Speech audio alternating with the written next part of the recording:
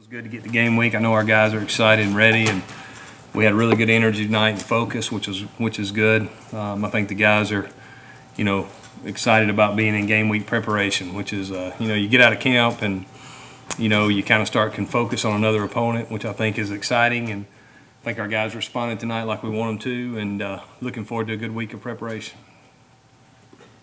Questions? Coach, I think you mentioned on talk that Darius Slayton and Ryan Davis had good camps. Could you just talk a little bit more about what they've done well to impress you? Yeah, they've just made plays, really, to be honest with you, contested catches, and both those guys did a great job, and a lot of our guys did. I thought that group as a unit grew up, but Darius and Ryan both stood out at times, and I think they're in a good position as we head into this week. We haven't talked about him much, Chip, other than early on in camp, just the fact that Kyle returned. But what have you seen from Kyle Davis now? It's been basically a month of preseason practice, so where does he stand in the mix? Yeah, I've seen him. I've seen a guy that's hungry, a guy that's excited to be there, and he's a really good competitor. Obviously, he's very talented for sure, and I think he's done a nice job of transitioning back into football mode. And of course, camp's pretty long, so I think now he feels like he's back in the groove and got himself back in good shape, and looking for big things out of him. Chip, it sounded like Sal had a good start to camp. How's he been these last, let's say, couple weeks? Yeah, he's done well. He's our tight end that's really versatile for us. Can line up in 3 different spots, and he won't always do that, but that's kind of our thought. And I like the progress he's made. He's a guy that's got really good ball skills and runs good routes. And I think in junior college they did a lot of that with him. So very natural at that, And I think he's improved in his blocking from attached and also playing in the backfield. So I think he's had a really good camp. Can you talk about the offensive line and building some chemistry with yeah. the group? Yeah, that group is, I think they're getting better, continuing to gel. I think that's important as you get ready to play games. Those guys that are used to working with each other, and in communication and combination and so forth. But I like the progress they're making. I think that group, those 7 or 8 guys that we mentioned last time, I think those guys are going to form a really good unit for us. Chip, can you talk about maybe this week more than any is just more of a tinkering week of just kind of seeing quite frankly, will it work, what may not, and what you have to do to get into week 2 and week 3 and figure out yeah. It'll work. Well, I think for us, I think you do it every week. You focus on our team and what we're trying to be good at and what our identity is. And I think we've done a nice job during camp of identifying, where our strengths are and how we can best utilize those no matter who we're playing. I know Georgia Southern is a team with a lot of tradition and got a lot of respect for. I know a lot of those coaches on that staff, and we're going to have to be ready to go. At the same time, we're really focused on ourselves and trying to improve each day this week that we get the opportunity, and so we can play our best on Saturday. I think that's the most important thing. So how different is it offensively when you start to narrow the focus down for a game plan? Yeah. When you kind of pick and choose things that you want to do? Yeah, it's a lot different. I mean, because, you go against your own defense, there's certain things that aren't going to be good, but there's certain things that you want to run and rep no matter what. And, obviously I think it's a situation where we're trying to narrow things down and game plan, which means there's less plays, less volume, and you're looking for more execution than you are volume and number of plays. And I think the key is for us early on, this week is to figure out, okay, what do we want to take in and what do we really have time to rep? Because there's a lot of really good plays out there, but if you only get so many reps in practice. And I think every coordinator in the country probably fights that battle of deciding, okay, what is really, there's 10 things here I like. We really can only rep, 6 or 7 of these things, and what to throw out, what to keep in. But I like where we're at, and I think we're in a good spot, and I think we know a lot about our team, which is important to when you're developing a game plan. We've heard coordinators talk to quarterbacks and go, okay, what do you like?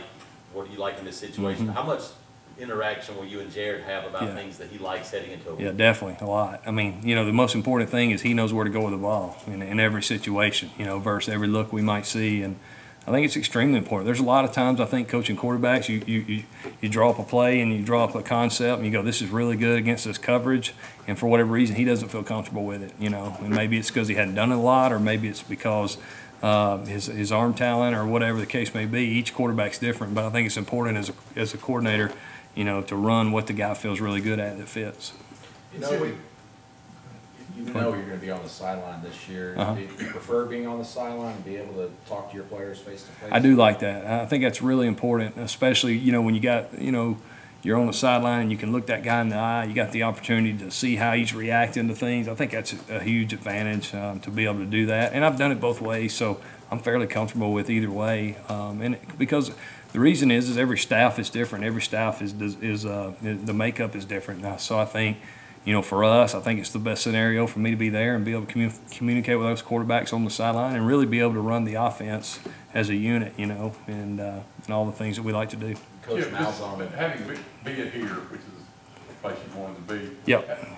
How special is it going into now you're going to be out there on that field at that Oh, game? yeah, it's very special. I mean, my first college football game I ever saw was in Jordan-Hare, and just the opportunity to be in a great place and growing up in this state, it's pretty special. And the big thing for me is I just want to focus on what my job is and not get caught up in all that. But it's definitely a great experience, and I'm looking forward to it.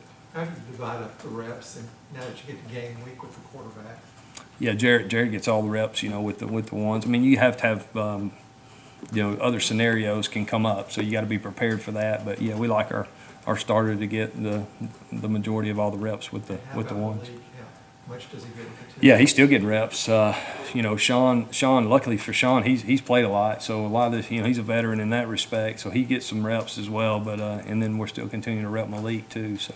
What's your philosophy with just scripting plays when you start out a game? Some coaches go 7, 9, or 11. What do you kind of do to kind of help give some confidence to your guys going in? Yeah, I think you like to script plays that you feel like we can execute, and that are fairly simple, that our guys have a lot of confidence in. I think that's important. I think anybody does that, but I think each week that depends how many plays it is. It varies, and definitely you want to snap the ones that you think give you the best opportunity to get your guys off to a good start. I think that's the most important thing.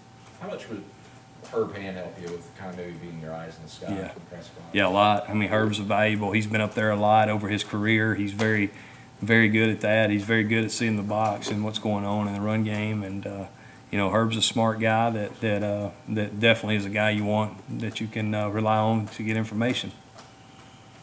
Chip, you've heard both you and Gus talk about the balance and taking what the defense gives you and all that, but you've also spoken about identity.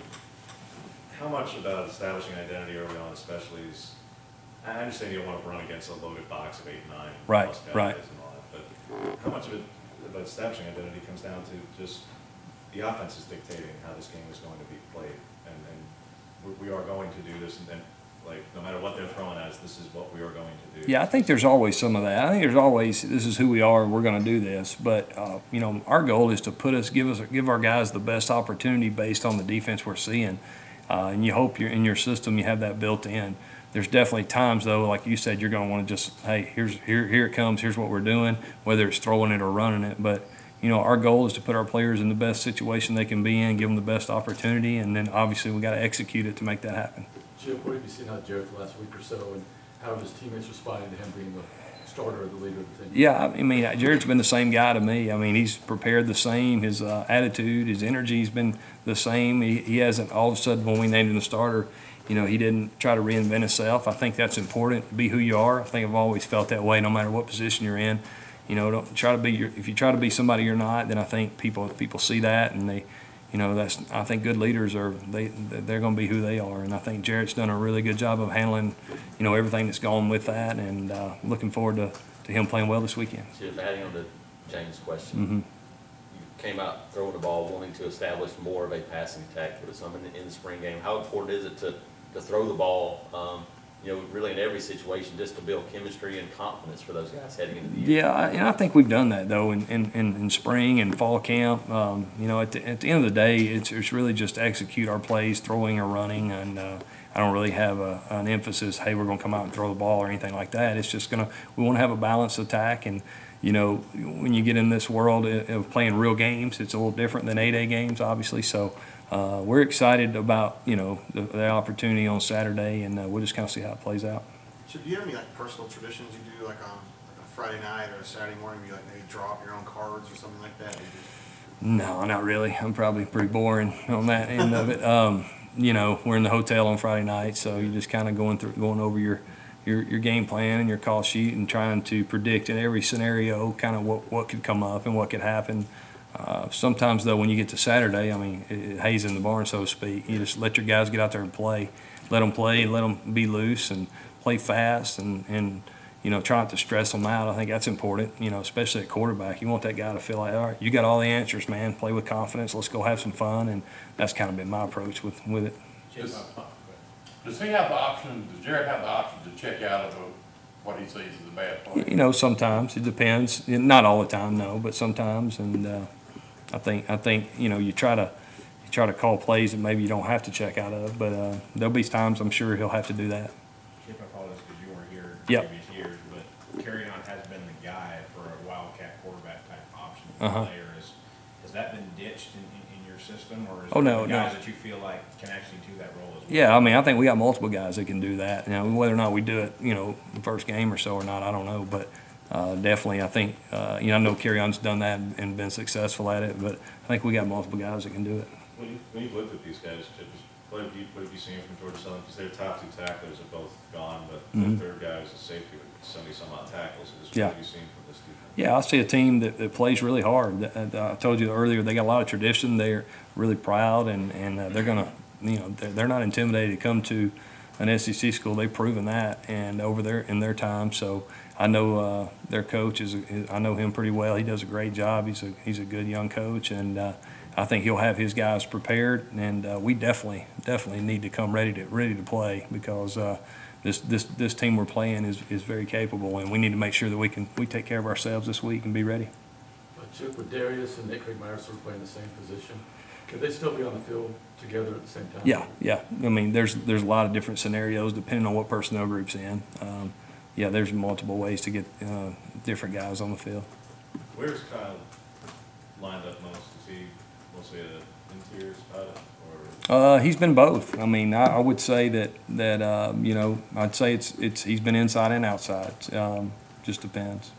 How important is that? Because letting guys stay on the field, keep the tempo without having to substitute, Yeah. and the wide receiver, how big is that? Well, if you're in a rhythm, it's definitely good to be able to just go and not change personnel as much. But at the same time, you know, sometimes changing personnel helps you get into a better look. So I think we'll just see how the game plays out. And obviously, if we get the opportunity to play fast, we definitely want to do that.